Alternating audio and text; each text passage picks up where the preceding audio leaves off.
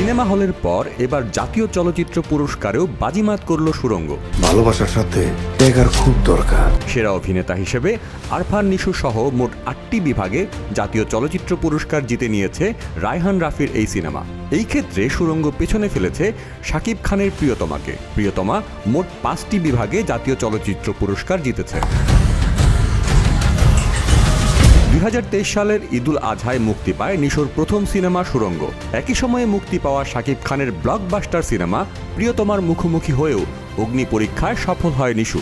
মুক্তির পর থেকেই দর্শক ও সমালোচকদের প্রশংসা কুড়ায় রায়হান রাফির পরিচালিত এই সিনেমা। এরই ধারাবাহিকতায় এবার জাতীয় পর্যায়ে বড় স্বীকৃতি পেল সুড়ঙ্গ। 29 জানুয়ারি বিকেলে তথ্য ও সম্প্রচার মন্ত্রণালয় থেকে প্রকাশিত প্রজ্ঞাপনে জানানো হয়, সেরা অভিনেতা, প্রধান চরিত্র সহ মোট 8টি বিভাগে জাতীয় পুরস্কার জিতেছে সুড়ঙ্গ। যেসব বিভাগগুলোতে পুরস্কার পেয়েছে সিনেমাটি: শ্রেষ্ঠ অভিনেতা, প্রধান চরিত্র আরফান নিশু, শ্রেষ্ঠ অভিনেতা পার্শ্ব চরিত্র মনির আহমেদ শাকিল, শ্রেষ্ঠ অভিনেতা কৌতুক চরিত্র শহীদুজ্জামান সেলিম, শ্রেষ্ঠ গায়িকা অবন্তী সিথি, শ্রেষ্ঠ সংলাপ রচয়িতা রায়হান রাফি ও সৈয়দ নাজিমুদ্দৌলা, শ্রেষ্ঠ শিল্প নির্দেশক শহীদুল ইসলাম, শ্রেষ্ঠ চিত্রগ্রাহক সুমন সরকার, শ্রেষ্ঠ পোশাক ও সাজসজ্জা বিথি আফরিন।